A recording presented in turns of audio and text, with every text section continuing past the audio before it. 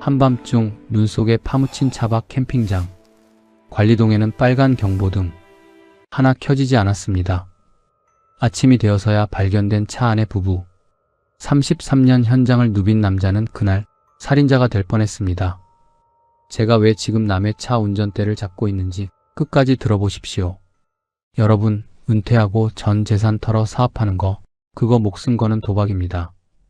저는 33년 토목 현장을 누빈 실력을 믿고 사고 없는 안전한 차박 캠핑장을 만들겠다고 큰 소리쳤습니다. 1,500만 원을 들여 설치한 안전 장비가 제 노후를 지켜줄 줄 알았습니다. 하지만 정전 한 번에 5억 원이 증발했습니다. 62인 저는 지금 밤마다 남의 술 취한 차를 몰거나 배달 가방을 맵니다. 제가 왜 이렇게 됐는지, 제 실수가 뭔지 똑똑히 들어주세요. 평범해 보이는 사람들의 숨겨진 이야기, 이 채널에서 매일 전해드립니다. 이야기의 전말이 궁금하시다면 잠시 구독과 좋아요 버튼 한번 눌러주세요. 안녕하세요. 저는 이철수라고 합니다. 62입니다. 믿기 어렵겠지만 저는 33년간 대형 토목 현장의 소장으로 일했습니다. 27살에 처음 현장에 발을 들였을 때가 기억납니다.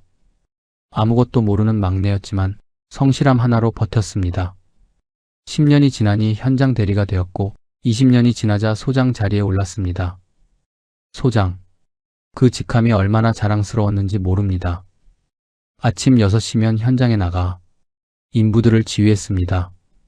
도로공사, 교량공사, 터널공사, 어느 것 하나 제 손을 거치지 않은 게 없었습니다.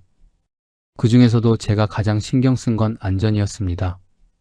안전모 제대로 안 쓴 사람, 당장 현장에서 나가. 제 목소리는 현장에서 가장 컸습니다. 덕분에 33년간 단 한 건의 대형 사고도 없었습니다. 그게 제 자랑이었고 제 긍지였습니다. 이 소장, 안전관리 하나는 확실하다니까. 동료들이 인정해줄 때마다 어깨가 으쓱했습니다. 2022년 초, 회사에서 정년퇴직을 맞았습니다. 퇴직금으로 3억 원을 받았습니다. 통장에 찍힌 숫자를 보며 생각했습니다. 이제 뭘 하지? 아내는 조용히 살자고 했습니다. 여보, 그동안 고생했으니 이제 쉬면서 살아요. 하지만 저는 쉴 수가 없었습니다. 60. 아직 한창이라고 생각했습니다. 그동안 쌓은 경험과 기술을 그냥 묵혀둘 수는 없었습니다. 뭔가 해야 해. 그냥 놀 순 없어. 퇴직금을 정산하던 날 밤, 그때였습니다. 아내가 거실에서 소리쳤습니다. 여보, 손주들 데리고 캠핑 가자는데 어때요? 큰딸이 5살, 3살 손주를 데리고 캠핑을 가고 싶어 했습니다. 그래, 가자. 주말 강원도의 한 차박 캠핑장에 손주들과 함께 갔습니다. 아이들은 신나게 뛰어다녔습니다. 저는 캠핑장을 둘러보다가 놀랐습니다. 일산화탄소 감지기가 단 하나도 보이지 않았습니다. 법으로 의무화됐다던데? 이거 위험한데? 집에 돌아와서도 그 생각이 머리를 떠나지 않았습니다. 인터넷을 검색했습니다. 2022년 캠핑 산업 5조 원 돌파. 캠핑 인구 580만 명, 전년 대비 11% 증가. 전국 캠핑장 3,200개 돌파, 역대 최대. 5조 원. 캠핑 인기가 이 정도라면 내가 한번 해볼까? 그때 다음 뉴스가 눈에 들어왔습니다. 젊은 부부 차박 중 일산화탄소 중독 사망. 화면에는 울부짖는 유족들이 비쳤습니다. 아내가 한숨을 쉬었습니다. 저러니 캠핑이 무섭지. 그 순간 확신이 들었습니다. 그래, 이거다. 나는 33년 토목 현장을 누빈 사람이야. 안전한 캠핑장을 만들면 되잖아. 손주들이 안심하고 놀 수 있는 곳. 머릿속에서 계획이 그려지기 시작했습니다. 완벽하게 안전한 캠핑장. 그게 제 새로운 목표가 되었습니다. 그날부터 저는 캠핑장 사업을 공부하기 시작했습니다. 인터넷을 뒤지고 성공한 캠핑장들을 찾아다녔습니다. 한 달 동안 전국의 캠핑장 15곳을 직접 방문했습니다. 갈 때마다 실망했습니다. 안전관리가 엉망인 곳이 태반이었습니다. 일산화탄소 감지기조차 제대로 갖추지 않은 곳도 많았습니다. 있어도 건전지식 독립형이 대부분이었습니다. 건전지 다 되면 어떡하려고 저러는 거야. 이건 장난감이지 안전장비가 아니야. 제 가슴 속에 확신이 자랐습니다. 내가 제대로 된 캠핑장 하나 만들어보자. 안전이 뭔지 똑똑히 보여주는 거야. 집에 돌아와 아내에게 말했습니다. 여보, 나 캠핑장 하려고. 아내는 깜짝 놀라며 반대했습니다. 여보, 우리 나이에 무슨 사업이에요? 그냥 은행에 넣어두고 이자나 받으면서 살아요. 하지만 저는 이미 마음을 굳혔습니다. 현장 경험이 있는데 뭐가 무서워? 나만 믿어. 아내는 더 이상 말리지 못했습니다. 제 고집을 꺾을 수 없다는 걸 알았으니까요. 그렇게 저의 캠핑장 사업이 시작되었습니다. 그때는 몰랐습니다. 이 결정이 제 인생을 송두리째 무너뜨릴 줄은. 2022년 5월, 저는 강원도 횡성의 한 산자락에 서 있었습니다.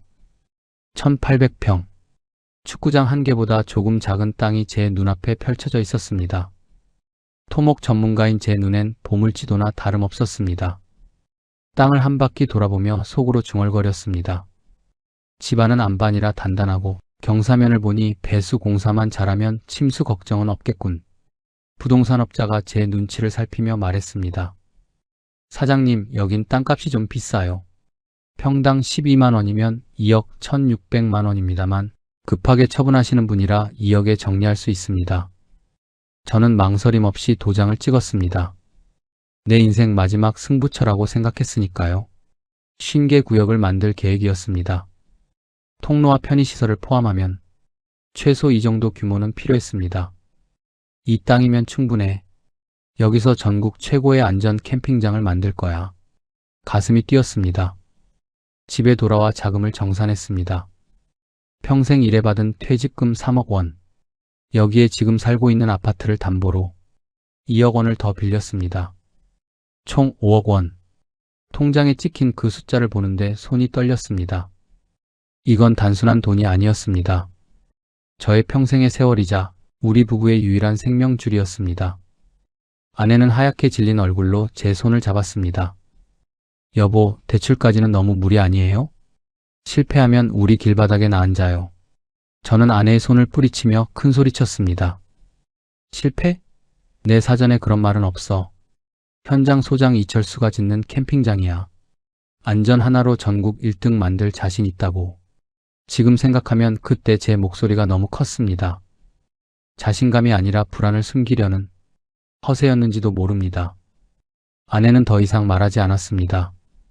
그저 고개를 떨구고 한숨만 내쉬었습니다. 본격적인 공사가 시작되었습니다. 평탄 작업, 배수로 공사, 진입로 포장까지 제가 직접 현장을 지휘했습니다. 여기 배수로 각도 더 낮춰. 물이 고이면 안 돼. 경험이 몸에 배어 있었습니다. 인부들도 알아봤습니다. 역시 소장 출신은 다르네요. 눈썰미가 대단하십니다. 그 말에 어깨가 으쓱했습니다. 하지만 제가 가장 공을 들인 건 역시 안전 시스템이었습니다. 안전 시스템 업체를 불렀습니다. 업체 직원이 말했습니다. 소장님, 요즘 대부분 캠핑장은 건전지식 감지기도 안 달아요. 법이 있어도 단속을 안 해서요. 그럼 더 안 되는 거 아닙니까? 달아도 주요 구역 몇 개만 달면 되죠.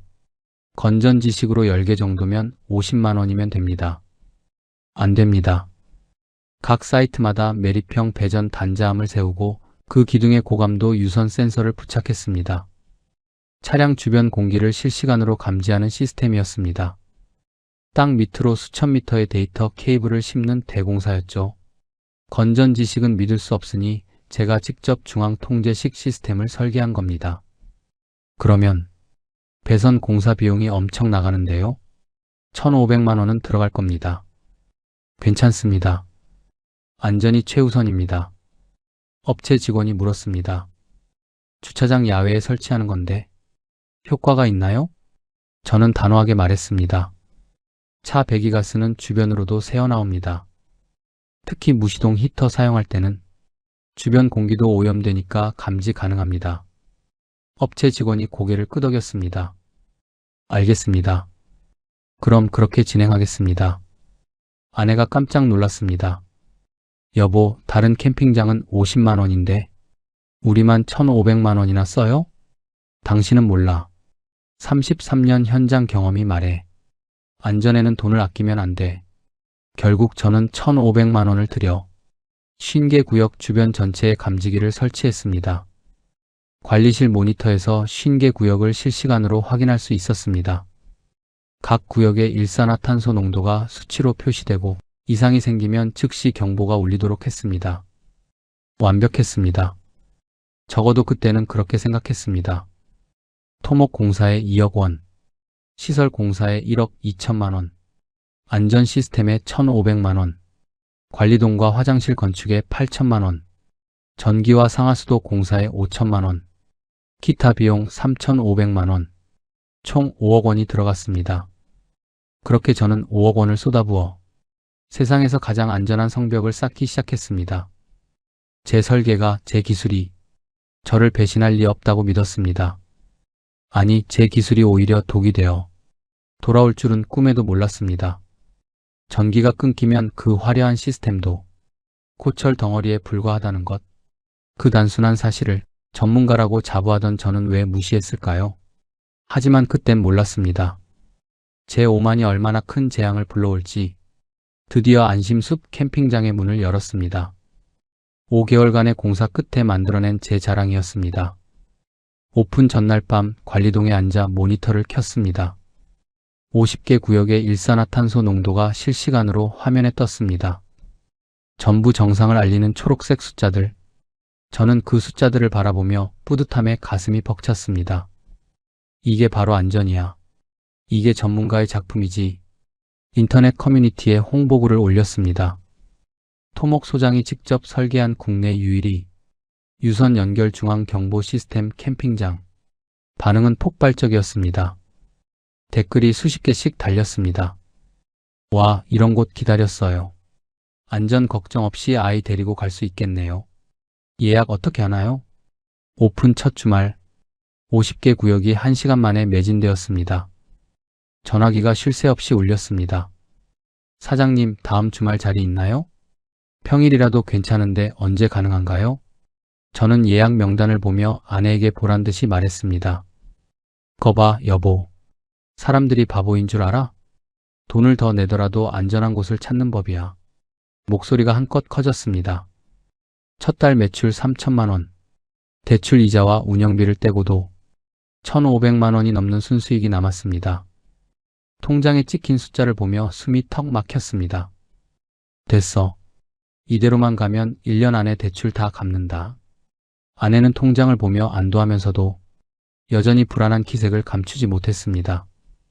여보, 돈 들어올 때 대출부터 갚아요. 우리 나이에 빚 2억은 너무 무거워요. 저는 껄껄 웃으며 손사래를 쳤습니다. 에이, 이 사람아. 이 기세면 1년 안에 다 갚아. 걱정 말고 맛있는 거나 사 먹어. 여름이 지나고 가을이 왔습니다. 단골 손님들이 하나둘 생겨나기 시작했습니다. 그 중에서도 30살 초반이 젊은 부부가 기억에 남습니다. 돌도 안 된 어린 딸아이를 데리고 오는 부부였습니다. 남편 되는 친구는 캠핑장에 올 때마다 관리동에 들렀습니다. 사장님, 안녕하세요. 항상 밝은 얼굴로 음료수를 건네며 인사했습니다. 저희가 다른 데는 불안해서 못 가요. 여기는 사장님이 모니터로 직접 봐주시니까 아기 데리고 와도 마음이 놓입니다. 그 말에 제 가슴이 뿌듯했습니다. 저는 그 친구의 어깨를 두드리며 자랑스럽게 모니터를 가리켰습니다. 걱정 말아요. 내가 33년간 현장에서 사람 지킨 사람이야.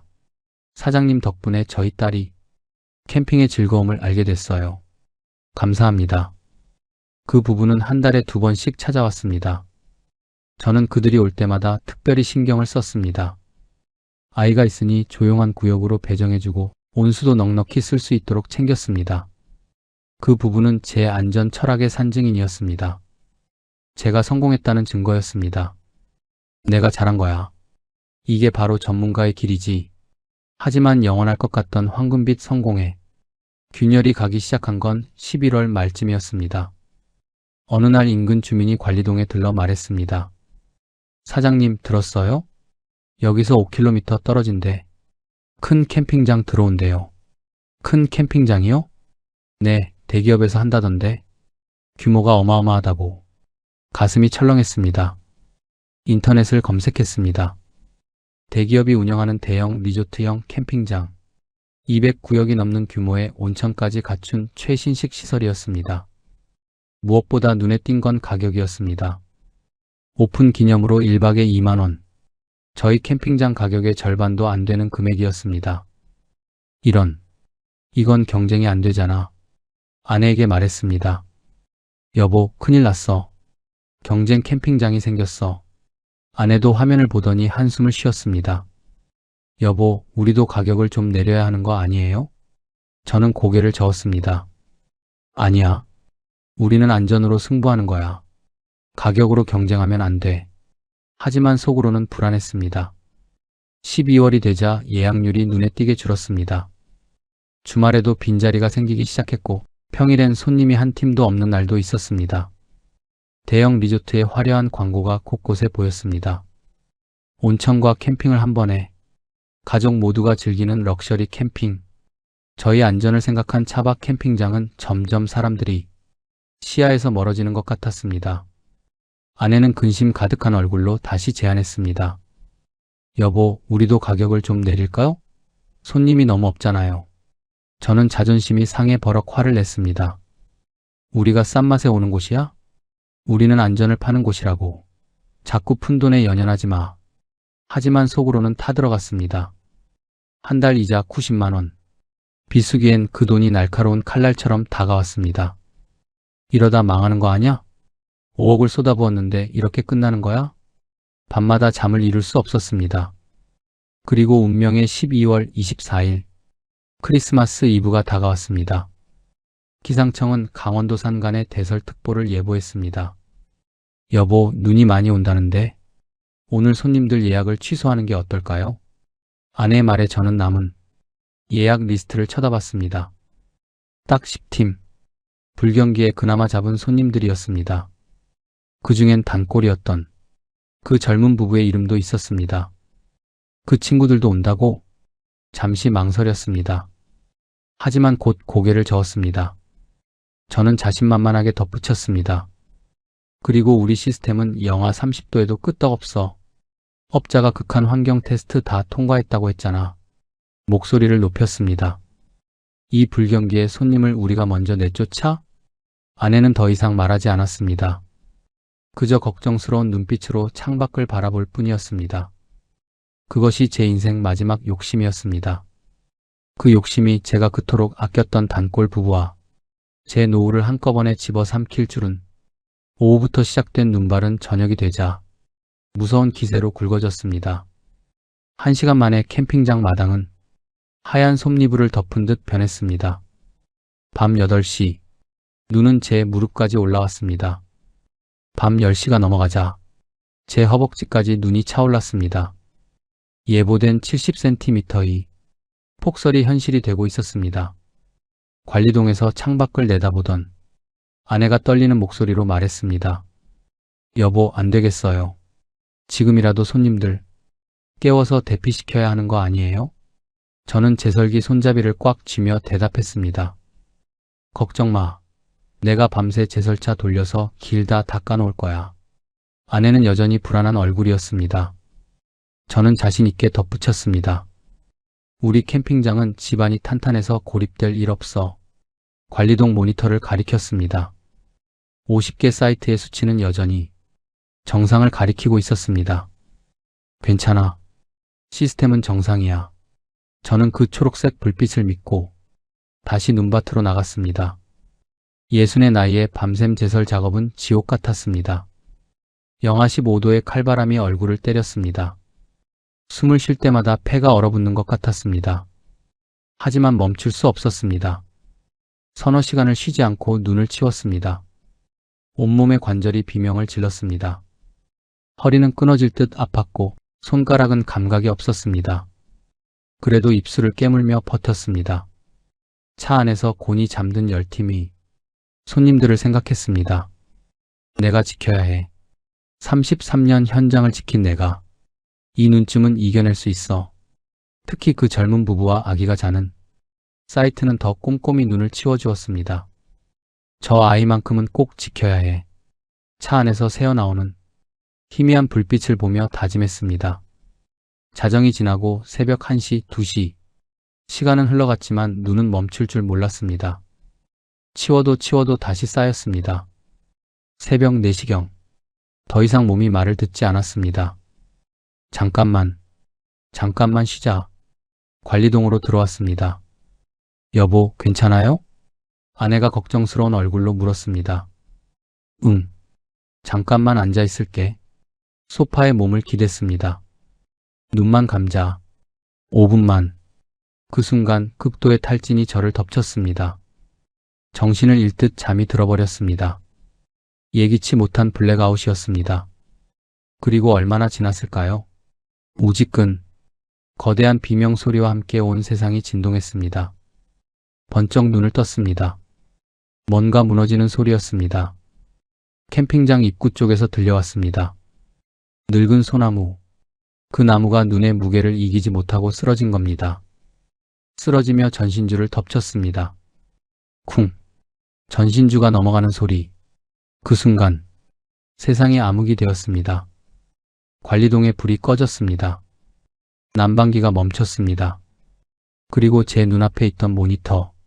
제 33년의 자부심이었던 1,500만 원짜리 시스템 모니터가 차갑게 꺼져 있었습니다. 정전이었습니다. 안 돼. 손이 떨렸습니다. 비상 배터리. 뒤늦게 생각이 났습니다. 서둘러 비상 배터리 스위치를 찾았습니다. 켜져라, 제발 켜져라. 스위치를 올렸습니다. 하지만 모니터는 꿈쩍도 하지 않았습니다. 영하 15도. 기록적인 한파에 리튬 비상 배터리가 전압 강화를 일으키며 뻗어버렸습니다. 전문가라 자부하며 최신식만 고집했던 제가 추위에 취약한 배터리의 맹점을 놓친 겁니다. 아니야. 이럴 수가. 머릿속이 하얗게 변했습니다. 순간 차 안에서 떨고 있을 손님들이 떠올랐습니다. 아니, 손님들보다 더 무서운 게 생각났습니다. 전기가 끊기면 제 감지기들은 일산화탄소를 잡아낼 수 없습니다. 유선 시스템의 치명적 약점. 전기가 없으면 그냥 쓸모없는 쇠붙이일 뿐이었습니다. 그때 아내의 목소리가 환청처럼 들려왔습니다. 여보, 정전되면 어떡해요? 요즘 세상에 무슨 정전이야. 제가 한 대답이 귓가를 때렸습니다. 아, 내가 뭘 한 거야? 저는 미친 사람처럼 손전등을 들고 눈밭으로 뛰어나갔습니다. 캠핑장은 칠흑 같은 어둠과 정적 속에 잠겨 있었습니다. 차마다 희미한 불빛만 새어나올 뿐이었습니다. 손님들, 괜찮은 건가? 일산화탄소는 괜찮은 건가? 하지만 알 수 없었습니다. 제 화려한 시스템은 지금 아무것도 알려주지 않았습니다. 눈밭을 헤치며 앞으로 나아갔습니다. 하지만 눈이 너무 깊어 제대로 걷지도 못했습니다. 그 정적이 죽음보다 더 무겁게 제 어깨를 눌러왔습니다. 제발 아무 일 없게 해주세요. 처음으로 기도했습니다. 하지만 어둠은 대답하지 않았습니다. 눈만 계속 내릴 뿐이었습니다. 손전등을 들고 눈밭을 헤쳤습니다.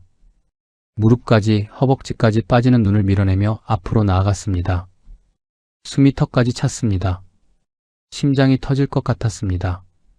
괜찮아. 괜찮을 거야.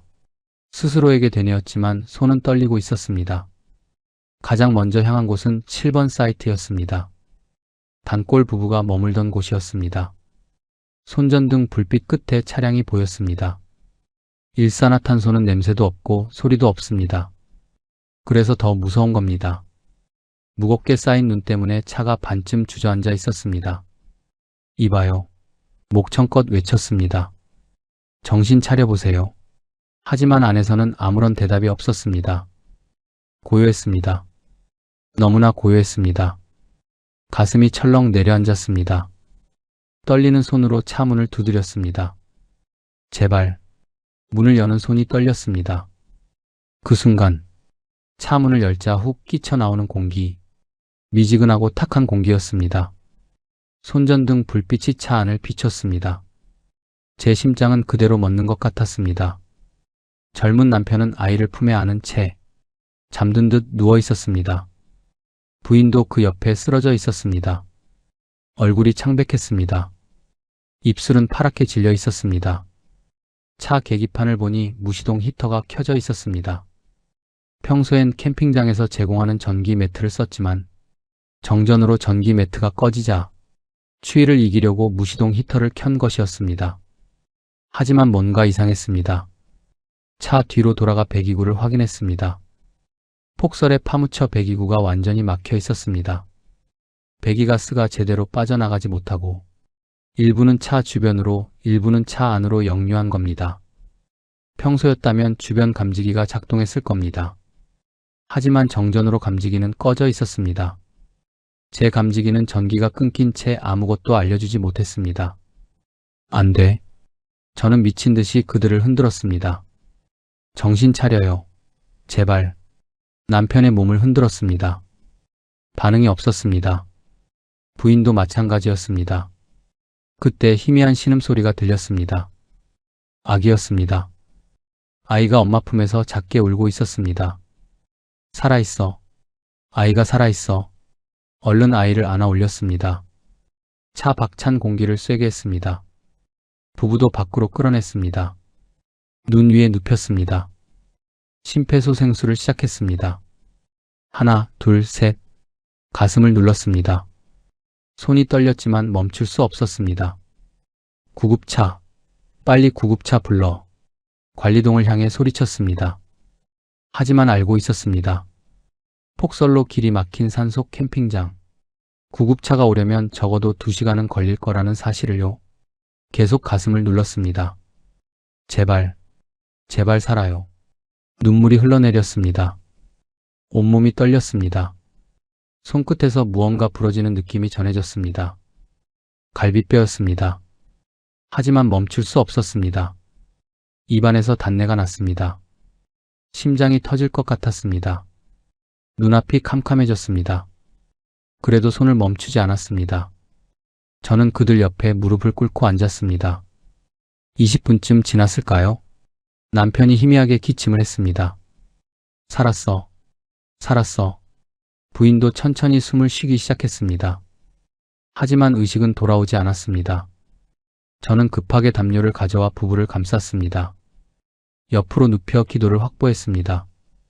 다른 손님의 차에 있던 비상 산소캔으로 조금이라도 산소를 공급했습니다. 맥박을 확인하며 한순간도 눈을 뗄 수 없었습니다. 제발, 버텨요. 눈밭 위에서 하늘을 올려다봤습니다. 여전히 눈이 내리고 있었습니다. 내가 이렇게 만든 거야. 33년간 현장을 호령하던 소장 이철수는 간데 없었습니다. 거기엔 자기 오만함 때문에 소중한 생명을 꺼트릴 뻔한 비겁한 노인만 남아 있었습니다. 아내 말을 들을걸, 업자 말을 들을걸, 후회가 밀려왔습니다. 하지만 이미 늦었습니다. 시간은 되돌릴 수 없었습니다. 아침이 밝아왔습니다. 해가 떠올랐습니다. 하얗게 뒤덮인 캠핑장이 눈부시게 빛났습니다. 하지만 제 눈엔 아무것도 보이지 않았습니다. 새벽에 신고한 구급차, 70cm 폭설에 막혀 2시간이 넘도록 오지 못했습니다. 제설차가 먼저 길을 뚫어야 했습니다. 아침 7시가 넘어서 저 멀리서 사이렌 소리가 들렸습니다. 제설차가 뚫어놓은 길을 따라 빨간 경광등을 켠 구급차가 들어오고 있었습니다. 경찰차도 함께였습니다. 그 붉은 불빛을 보는 순간 저는 직감했습니다. 제 노후도 제 인생의 긍지도 저 붉은 불빛 속으로 영원히 사라져 버릴 것이라는 사실을. 구급대원들이 달려왔습니다. 환자가 어디 있습니까? 저는 멍하니 부부를 가리켰습니다. 여기 있습니다. 목소리가 떨렸습니다. 구급대원들이 재빨리 산소 마스크를 씌우고 들것에 실었습니다. 경찰이 제게 다가왔습니다. 사장님이십니까? 네, 저입니다. 잠시 이야기 좀 나눠야겠습니다. 고개를 끄덕였습니다. 뭐라고 변명할 수도 없었습니다. 모든 게 제 잘못이었으니까요. 구급차가 사이렌을 울리며 떠났습니다. 그 소리가 점점 멀어졌습니다. 저는 그 자리에 그대로 주저앉았습니다.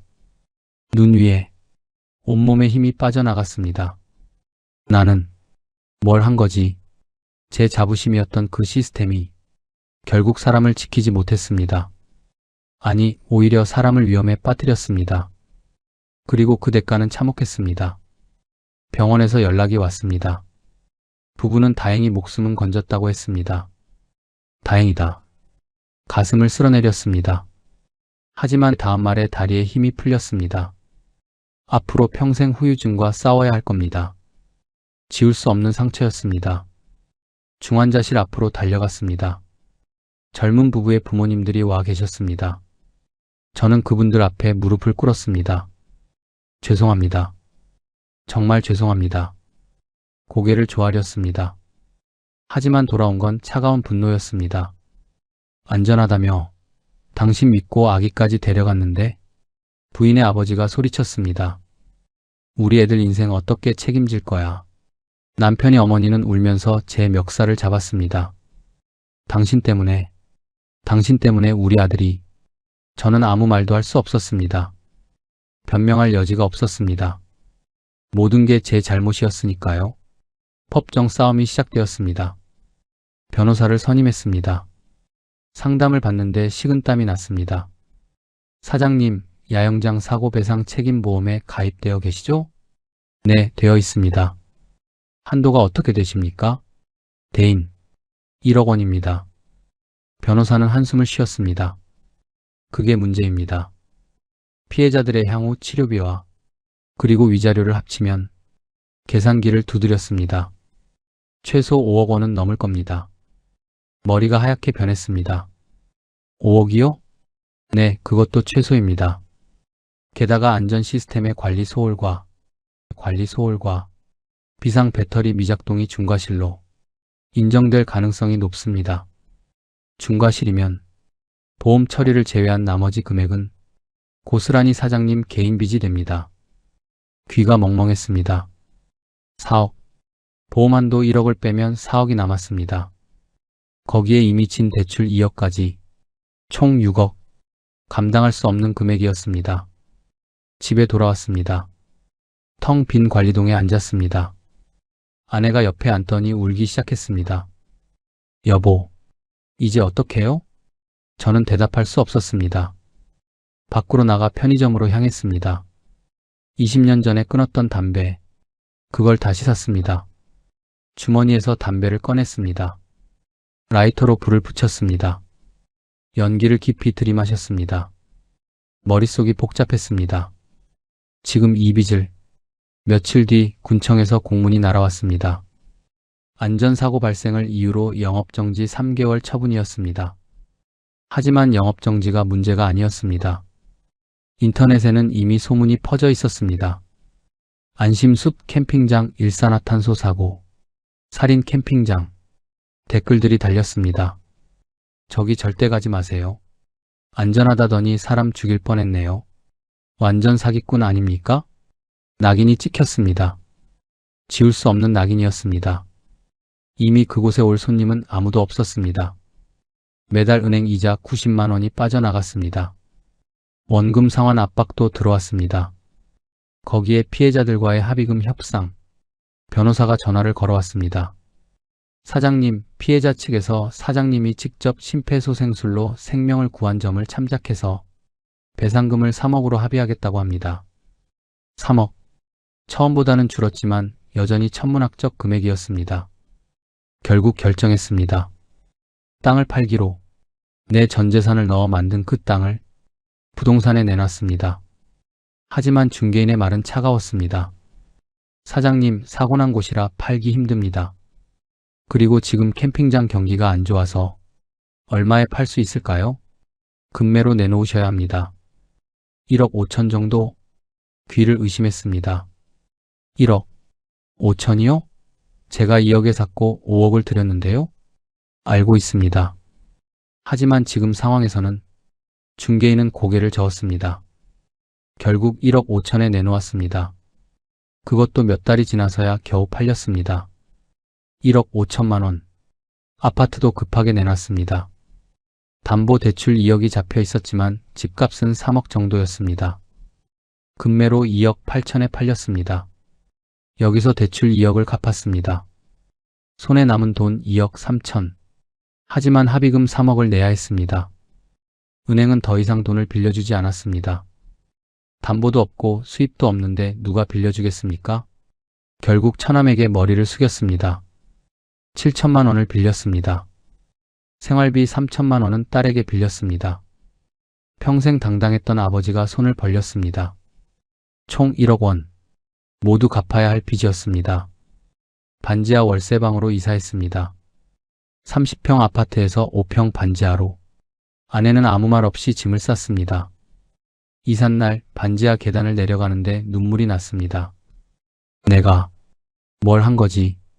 왜 이렇게 됐지? 하지만 후회해도 소용없었습니다. 이미 엎질러진 물이었습니다. 남은 건 이 늙은 몸뚱이 하나뿐이었습니다. 반지하 방에 짐을 푼 지 일주일. 통장 잔고는 바닥을 보였습니다. 빚 1억. 처남과 딸에게 빌린 돈이었습니다. 가슴이 아파 무너질 것 같았습니다. 생활비로 최소 80만 원. 한 달에 최소 80만 원은 벌어야 했습니다. 하지만 수입은 없었습니다. 캠핑장은 이미 팔았고 돌아갈 곳도 없었습니다. 어느 날 아침, 아내가 조심스럽게 말을 꺼냈습니다. 여보, 나 식당 주방 보조라도 알아볼게요. 평생 살림만 하던 아내였습니다. 퉁퉁 부은 눈으로 저를 바라봤습니다. 가슴이 찢어지는 것 같았습니다. 저는 아내의 손을 잡으며 고개를 저었습니다. 아니야. 내가 해야지. 내가 저지른 일이잖아. 하지만 여보, 괜찮아. 내가 뭐라도 할게. 다음 날부터 일자리를 찾아다녔습니다. 이력서를 들고 건설 현장을 찾아갔습니다. 소장 출신. 자랑스럽게 적었던 이력이었습니다. 하지만 돌아오는 반응은 차갑기만 했습니다. 나이가 좀 많으시네요. 저희는 젊은 분들 위주로 뽑습니다. 경력은 좋으신데 체력이 걱정되네요. 거절 사유는 다양했지만 본심은 같았습니다. 늙었다. 어느 현장에서는 이력서를 보던 담당자가 고개를 저었습니다. 경력은 좋으신데 나이가 걸리네요. 제가 33년 현장을 누볐습니다. 체력 걱정은 안 하셔도. 말을 끊었습니다. 아니, 그게 아니라 산재보험 문제도 있고 저희는 오래 일할 분을 찾거든요. 그 말이 비수처럼 가슴에 꽂혔습니다. 33년 경력이 아니라 퇴물의 증명서가 되어 있었습니다. 집에 돌아와 아내 얼굴을 볼 수가 없었습니다. 이러다 정말 굶어 죽겠구나. 그때 눈에 들어온 게 있었습니다. 대리운전 모집 광고. 나이 제한 없음. 차량 소지자 우대. 다음날 바로 등록했습니다. 조끼를 받았습니다. 형광색 조끼. 뒤에는 대리운전이라고 크게 쓰여 있었습니다. 그걸 입는데 눈물이 났습니다. 하지만 참았습니다. 이게 뭐 어때? 일은 일이야. 밤이 되면 거리로 나갔습니다. 호출을 기다렸습니다. 추운 겨울밤. 영하의 날씨에도 길거리에 서 있었습니다. 핸드폰에서 알림이 울렸습니다. 대리 한 건 들어왔습니다. 달려갔습니다. 술 취한 손님을 태웠습니다. 아저씨 조심히 가요. 네, 안전하게 모시겠습니다. 한때 수백 명의 인부를 호령하던 목소리. 이제는 낮은 속삭임으로 바뀌었습니다. 낮에는 배달 일도 시작했습니다. 오토바이 뒤에 배달 가방을 맸습니다. 빌딩 숲을 헤맸습니다. 배달 왔습니다. 계단을 뛰어 올라갔습니다. 무릎이 비명을 질렀습니다. 하지만 멈출 수 없었습니다. 한 건당 3,000원. 그 돈이라도 모아야 했습니다. 하루 15시간씩 일했습니다. 새벽 6시부터 밤 11시까지 배달과 대리운전을 번갈아 했습니다. 한 달에 200만 원 정도 벌었습니다. 생활비 80만 원을 쓰고 나면 거의 남지 않았습니다. 조금씩이라도 빚을 갚아야 했습니다. 하지만 버텼습니다. 버티는 수밖에 없었습니다. 어느 날 새벽, 대리운전 호출을 받고 나간 골목이었습니다. 술집 앞에 차가 서 있었습니다. 손님이 비틀거리며 나왔습니다.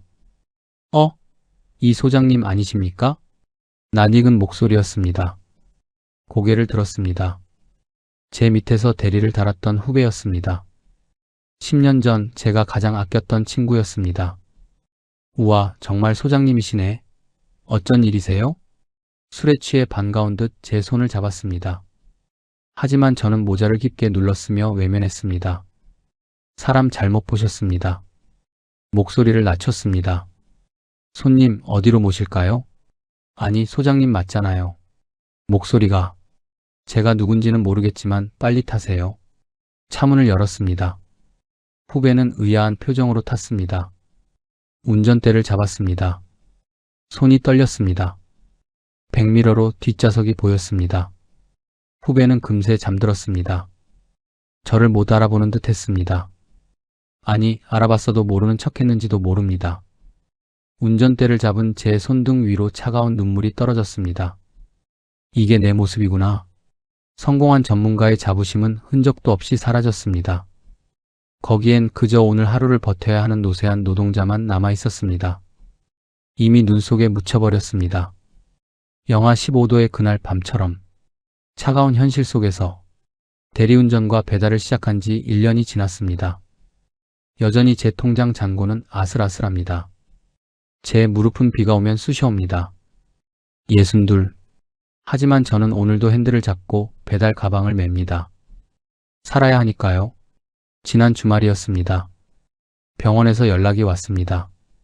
그 젊은 부부의 소식이었습니다. 남편은 재활치료 끝에 직장에 복귀했다고 했습니다. 부인도 천천히 회복 중이라고 했습니다. 아기는 다행히 후유증 없이 건강하게 자라고 있다고 했습니다. 다행이다. 전화를 끊고 한참을 울었습니다. 최악은 면했구나. 그래도 제 죄는 변하지 않습니다. 밤마다 도로 위를 달리며 저는 수천 번 생각합니다. 만약 그때로 돌아간다면 나는 어떤 선택을 했을까? 여러분, 은퇴를 앞두고 계십니까? 퇴직금으로 무언가 시작하려 하십니까? 제발 제 5억 원짜리 눈물을 기억해 주십시오. 첫째, 당신이 가장 잘 안다고 생각하는 분야를 가장 의심하십시오. 저는 안전 전문가였지만 정작 가장 기본적인 정전 대비를 무시했습니다. 전문성이 오만으로 변질되지 않도록 늘 경계하십시오. 둘째, 노후 자금의 전부를 걸지 마십시오. 저는 퇴직금 3억의 집까지 담보로 잡았습니다. 절반만 투자했더라면 최소한 집은 지킬 수 있었을 겁니다. 실패했을 때 돌아갈 곳을 남겨두십시오. 셋째, 가족의 직감을 무시하지 마십시오. 오만에 빠진 당신의 눈보다 그들의 불안한 눈이 더 정확할 때가 많습니다. 제 아내는 처음부터 모든 걸 예견했습니다. 대출까지는 무리예요. 정전되면 어떡해요? 하지만 저는 그 말을 무시했습니다. 저는 5억 원을 잃고서야 깨달았습니다. 노후의 성공은 돈을 많이 버는 것이 아니라 가진 것을 끝까지 지키는 것이라는 사실을요. 어젯밤 거울에 비친 제 모습을 봤습니다. 초라한 대리운전 조끼를 입은 늙은 노인. 하지만 저는 더 이상 고개를 숙이지 않기로 했습니다. 실수한 대가를 치르며 끝까지 버티는 것. 그것 또한 제 남은 인생의 마지막 긍지니까요. 아직 빚이 1억 원 남았습니다. 예순들의 몸으로 언제 다 갚을지 모르겠습니다. 하지만 하루하루 버티고 있습니다. 부디 저처럼 밤거리에서 후회하지 마십시오. 당신의 소중한 노후를 오만이라는 불길 속에 던지지 마십시오. 오늘 제 이야기가 누군가에게 작은 멈춤표가 되길 바랍니다. 은퇴 후 사업을 꿈꾸는 분이라면 한 번 더 신중하게 생각해 보시길. 전 재산을 걸려는 분이라면 한 번 더 망설여 보시길. 가족의 반대를 무시하려는 분이라면 한 번 더 귀 기울여 보시길. 그것이 저 이철수가 5억 원을 잃고 배운 교훈입니다. 이 이야기가 조금이라도 도움이 되셨다면 구독과 좋아요 부탁드립니다. 여러분의 노후가 저처럼 무너지지 않도록 이런 이야기를 계속 전하겠습니다. 시청해 주셔서 감사합니다.